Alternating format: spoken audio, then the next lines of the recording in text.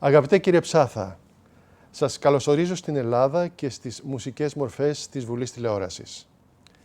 Για το ελληνόφωνο κοινό, αγαπητοί τηλεθεατές, καλησπέρα σας.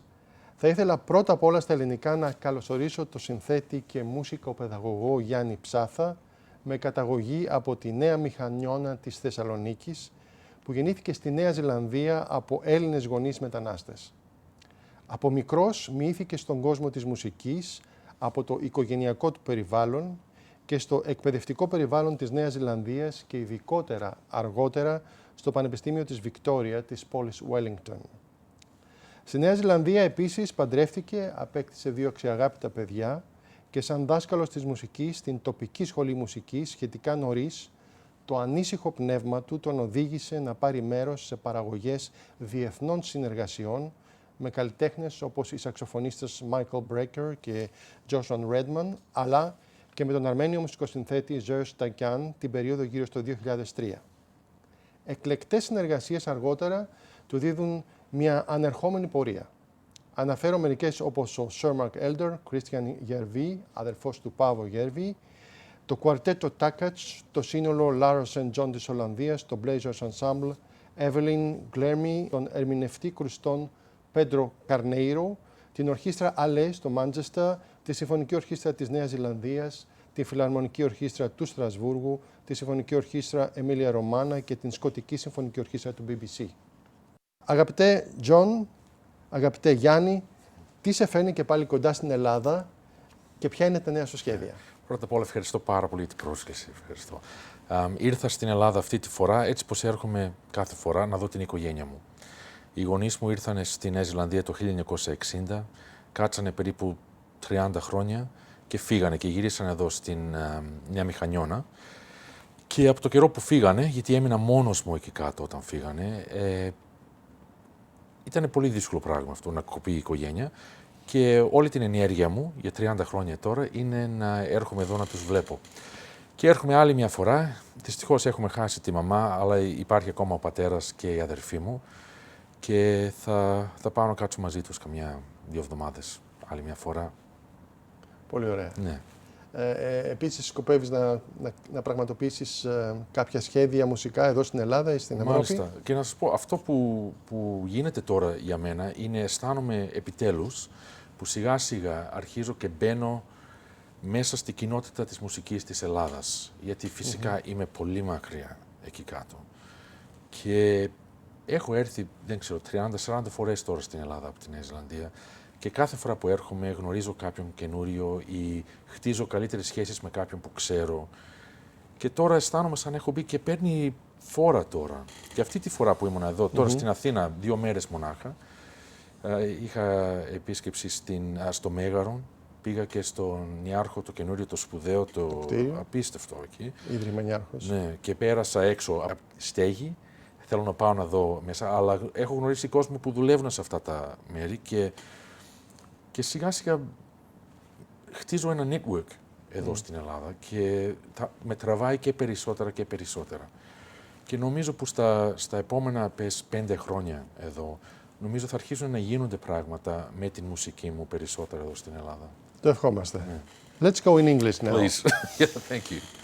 As first question, dear Mr. Psathas, I would like to ask you, where you find so much time to compose music and at the same time being able to travel to so many different places all over the planet and where your composition are presented. At the same time, you're connected with very important personalities of the international music scene. What fascinates you in this international synchronicity and contact? Is there something exciting about the deeper meaning of the journey which could connect you also with the ancient Greek tradition?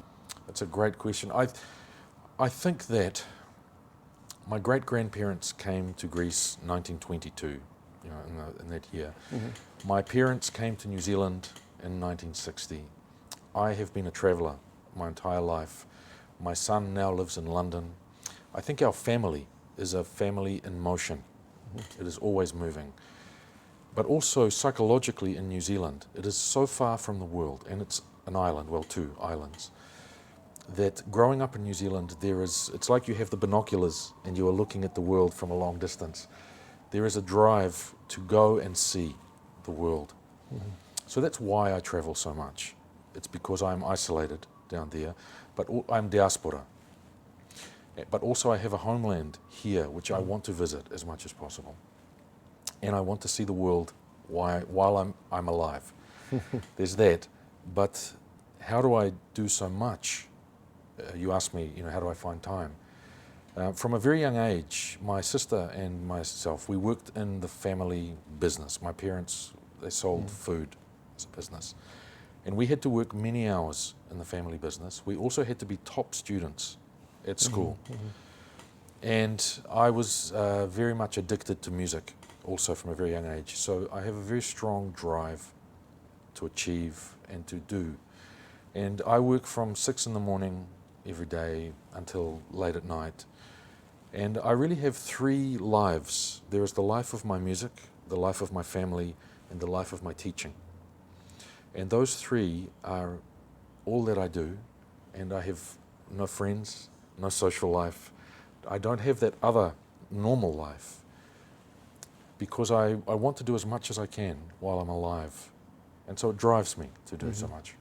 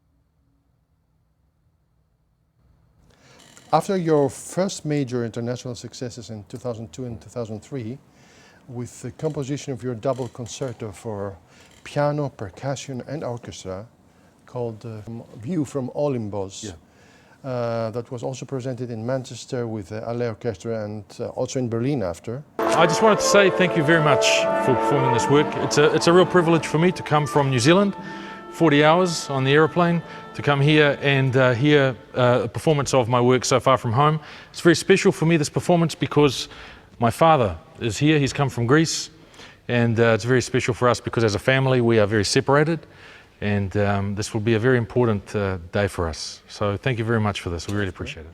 You progressively create a series of composition which look like that you move deeper into the tradition of the Greek rhythmology and mythology and their multiple dimensions.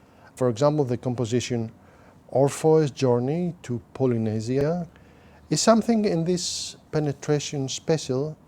What message bring us these compositions, starting with View of Olymbo? Yeah. I think I have to explain that when I was a student of composition at university, it was the 1980s, and New Zealand, because we are so far, we really have a delay in the reception of culture from Europe and America.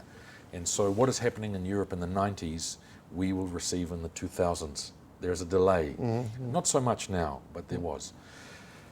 And so in the 1980s, as a student, we were learning about Ligeti, Stockhausen, Boulez. We were learning this music. At the same time, I was playing every night in a Greek band, and we were playing Tsamika, Chasaposervika, and Kalamatiana. We were playing at tavernes and Vaftisi. And I had every day these two experiences of very academic and music from the mind at the university. And then in the evening, I would have music for the heart and music for the body, where people would dance. When you are a student and you have your professors and you have your colleagues, your other students, you are trying to fit in to this world. And so for me, there was a real conflict of these two ways of being.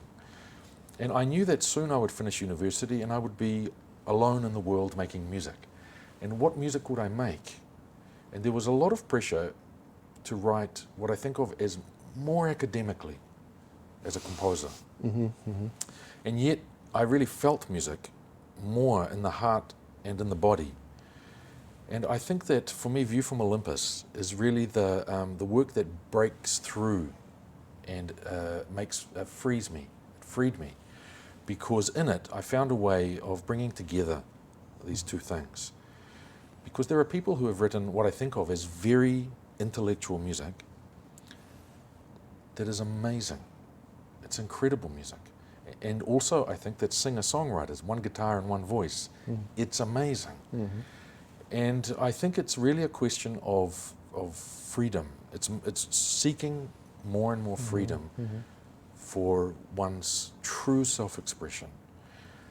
And I think with View from Olympus, it's where I brought many things together. I brought my Greek background for the first time. I was comfortable making sounds and rhythms and melodies, modalities that were from my true culture.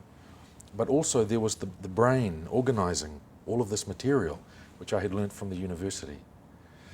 So I think that's the answer for the question.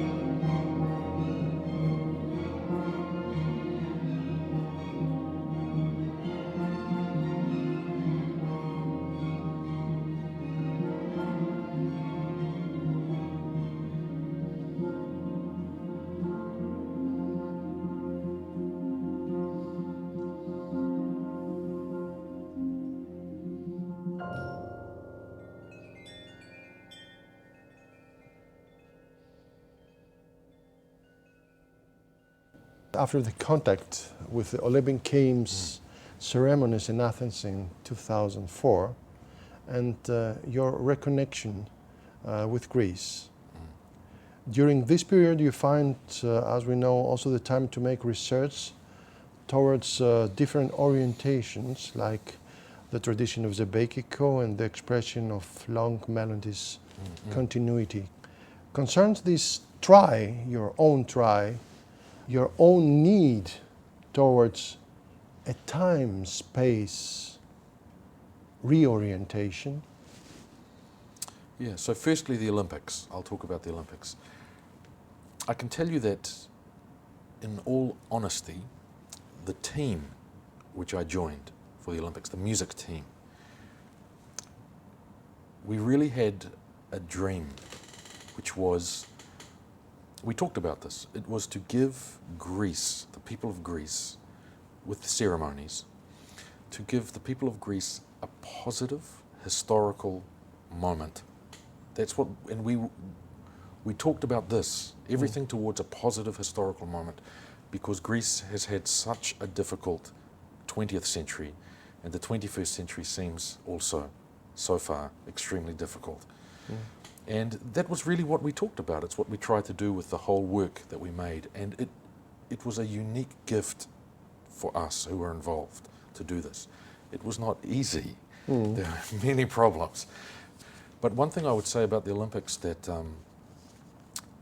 is a very big lesson for me is I came back in 2012 and I gave a talk at the conservatory, the Nakas Conservatory. Yeah. And one of the things I showed was a video from the Olympics of music that I had made for one section. And I've always been very proud of this moment. And I played it to the audience at Nagas, and at the end everyone was very quiet. And I said, I feel like I've done something wrong by playing you this.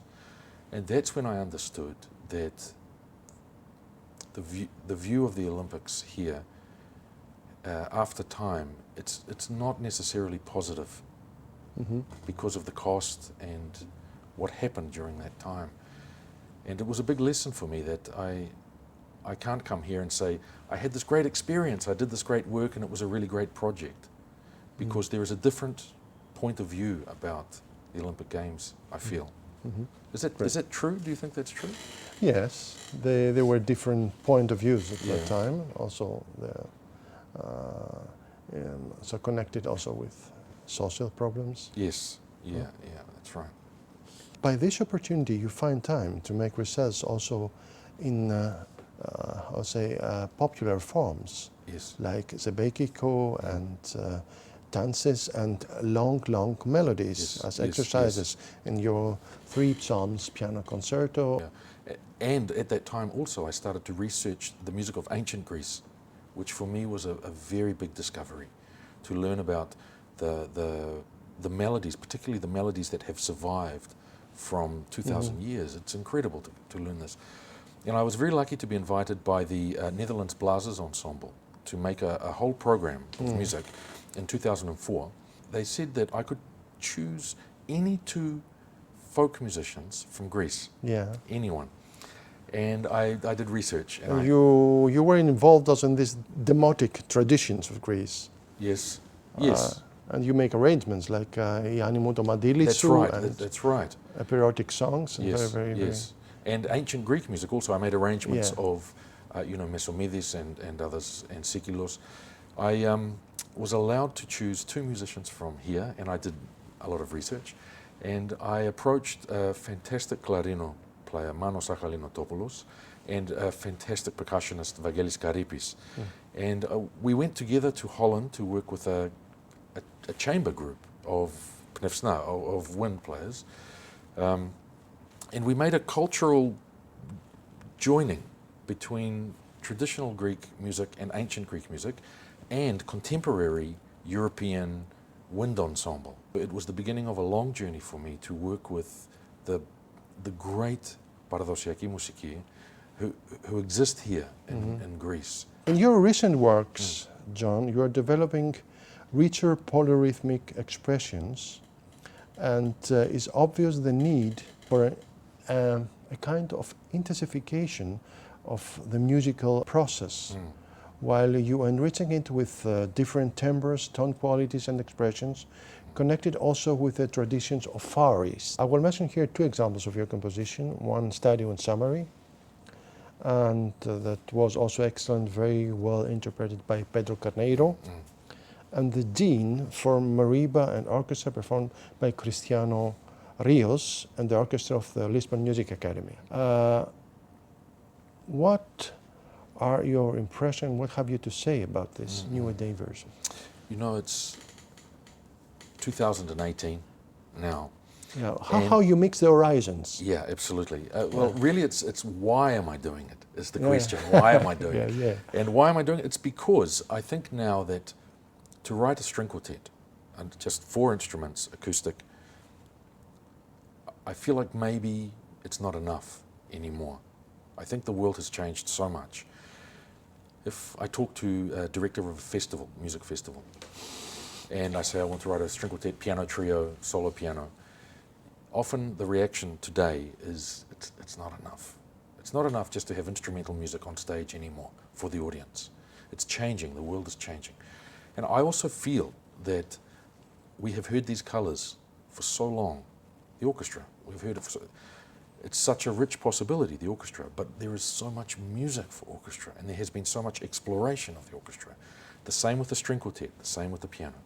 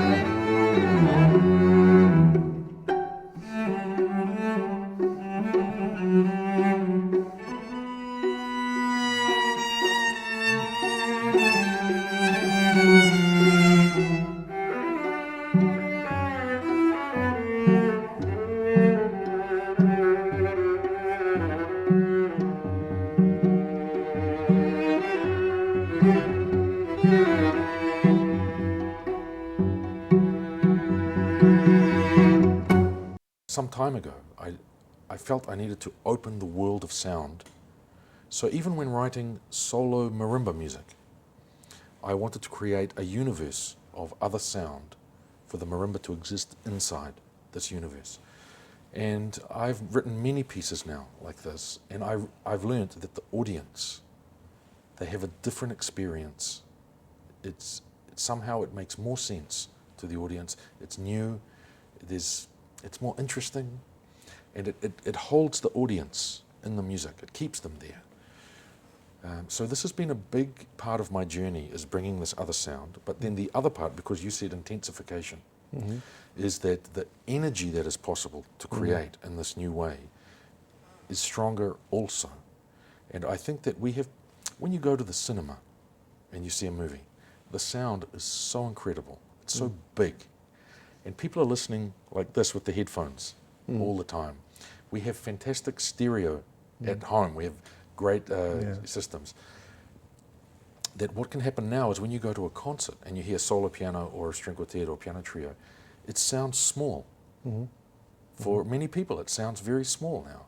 And so I'm growing the level of the sound and the depth and substance of the sound. And it is moving more into the world of the modern listener. So it's that. And then the last one is that it allows incredible rhythmic play to have these things in the same space, to have somebody playing a marimba, but to have also a recording behind them.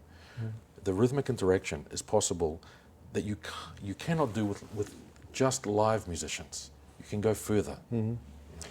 So you also believe that we have nowadays an evolution in the perception of music. Absolutely we do. You know, I have a friend in New Zealand he's American, but he's moved to New Zealand, and he writes rock music, and he's just made a new record, and I listened to it on the plane coming over, and it's fantastic. It's amazing. But what I realized is he has embraced the idea that the attention span of the listener is very short, and so things are happening all the time in the music. Very interesting. Yeah, I think it's an evolution and a revolution.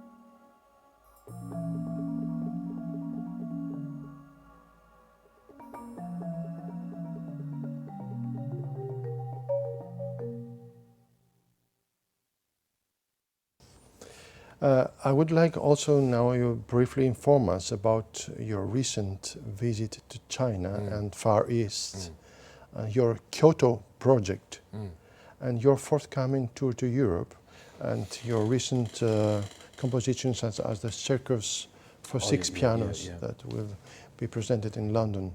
Where do you think your music mind is now traveling? It is connected with reality? I think it is connected with my reality, my idea of reality. And to answer that, I have to say that my idea of music is that it brings people together. It is the best art form for bringing people together. And music works in two ways. It works in an individual, personal way on each of us, but then it also works collectively on us. And my aim with music is to affect people in both of those ways. And I'm trying to create stronger and stronger experiences for audience. I always think of the audience.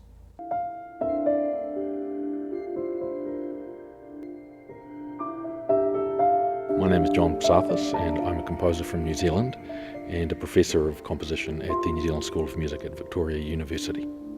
I've come to the UK from New Zealand for 3 months specifically to work with Piano Circus. Dawn from the group got in touch with me and I was immediately caught up by the potential of working with such a group.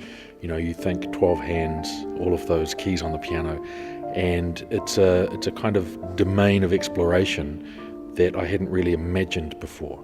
And so by the time it became a serious conversation, I had already thought so many things that I would love to explore and realise through the ensemble, especially with using a backing track and all of that potential that's there as well.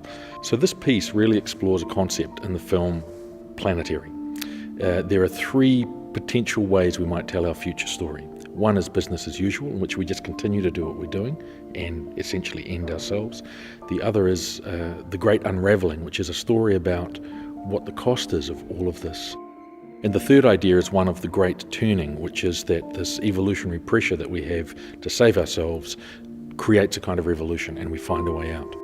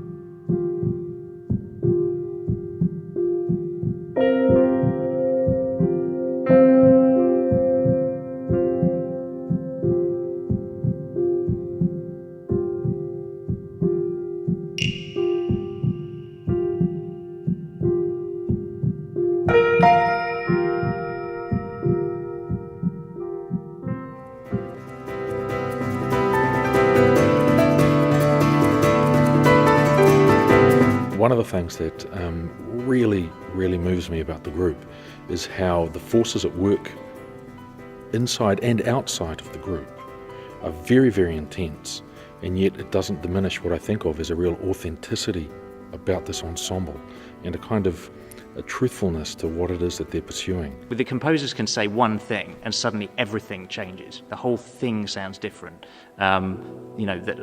Things become so much more brightly coloured when there's a composer standing there who really knows the sound that they want. Not all composers do, but these composers really do, and it's fantastic.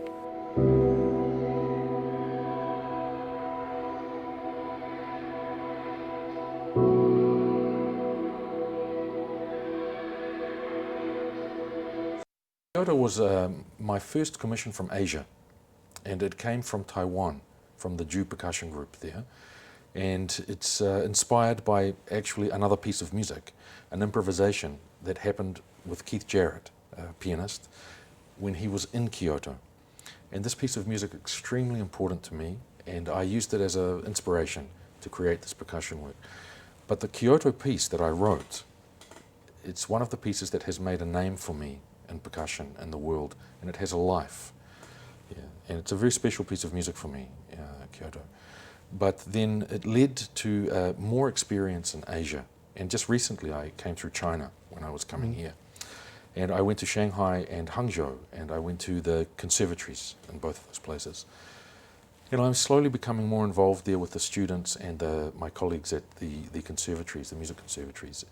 And it's very interesting going to China to talk to young people about composing music, because I've mentioned before freedom. It's very important for me. And as a teacher, I push very much the idea that you have to pursue freedom of expression. Yes, yes. And there's another piece, Abhisheka, which is a string quartet, which is from a long way back. Inspiration from more spiritual ideas. You know, the string quartet Abhisheka, which I composed, was inspired by readings of Buddhism and the idea of letting go of the ego and letting go of wanting things. And Kyoto, similarly, thinking about Japanese culture and different elements within Japanese culture, the kind of reserve and the control of oneself. Yeah, they are inspirations at a higher level, not so much in the notes, but more about the attitude of the music.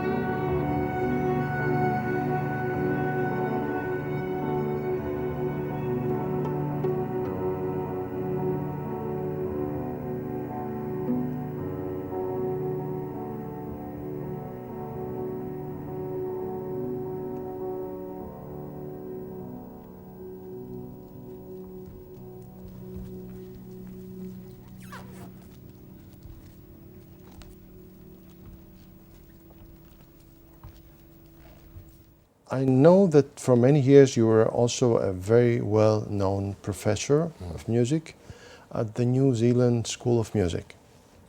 How important is to you the fundamental music education, and where do you think this kind of education needs an expansion or a new flexibility and adaptation of different traditions? Well, firstly, about my family influencing my development. They influenced my development by allowing me to make music. You know, if you are foreigners in a strange country, what you want for your children is security. Number one is security for their future. And so many immigrants in New Zealand, they push their children to be doctors, lawyers, these sorts of professions.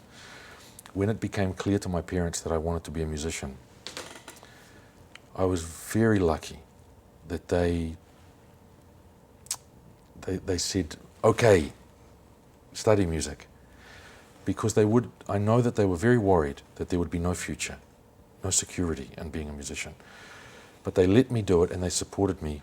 And so I feel very grateful that I had those parents, my parents.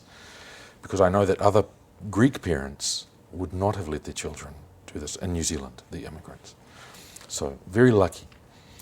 In terms of teaching, I believe, to be completely honest, I have to say, I believe that the old models of teaching composers are out of date. I don't think they are as useful as they used to be. I don't believe there is any one musical language that is more important than any other musical language now.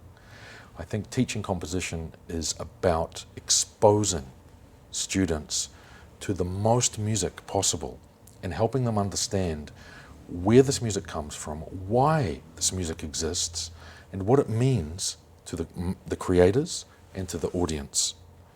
To understand these things. And one of the things that I use in my teaching a lot is transcription.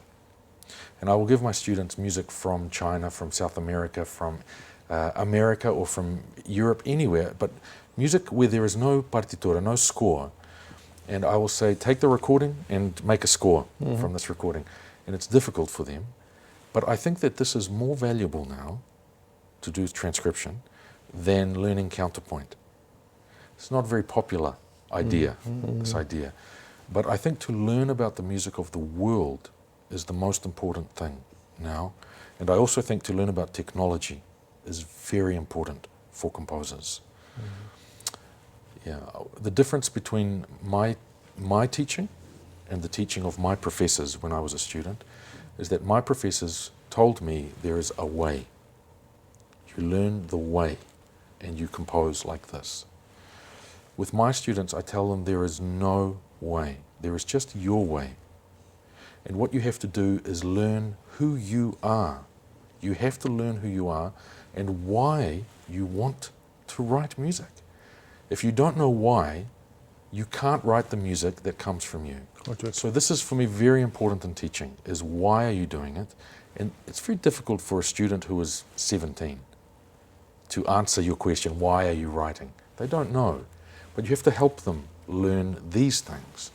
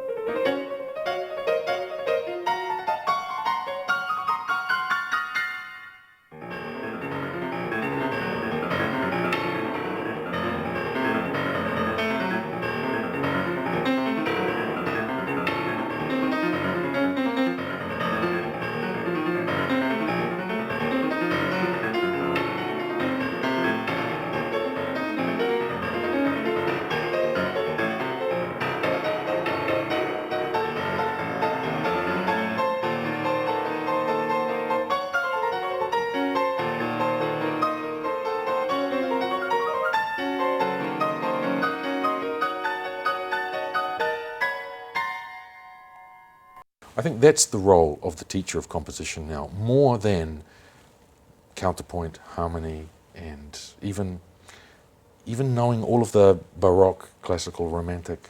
I think it's just as important to learn about West African music, or hip hop, or electronic dance music, or the music of Japan. I think it is all equal now. Mm-hmm. So this is my view. This is my view. Everything I've talked about, it came together in one project, which is No Man's Land. And it's a project where we brought 150 musicians from 25 countries into the battlegrounds of the First World War, many cultures. And we brought them together 100 years after the war to make music in the same places where their ancestors were fighting. And why? Why do this? Why? Because 100 years ago, between Germany and France, there was a border. Millions of people died fighting for this line. Now you drive over the border and you don't know. You can just drive left over the border. And what does that mean? It means that in 100 years, in this one way at least, things are better. They are better in some ways. And it's important to make this statement. And with art we can make these very important statements. So No Man's Land is a very special project because we had an Armenian musician and a Turkish musician performing together. We had Scottish musicians and German musicians who before were in the war were killing each other, playing together in the same land, on the same piece of land. Very important and very strong feeling for this project. And I believe that art now, music, it is possible to make statements about the world, our world, the future, that only art can make. And the main question, the possibility connecting people. Absolutely this. I think that music can do this in a way that there is no other art form that can do it in the same way. Σε ευχαριστούμε πάρα πολύ, κύριε Ψάθα, που ήσασταν κοντά μας και στην εκπομπή Μουσικές Μορφές και σας ευχόμαστε ό,τι καλό για τα επόμενα σχέδιά σας και την ιδιαίτερη μουσική σας. Εγώ σας ευχαριστώ πάρα πολύ για τη τιμή. Ευχαριστώ πάρα πολύ. Να είστε καλά.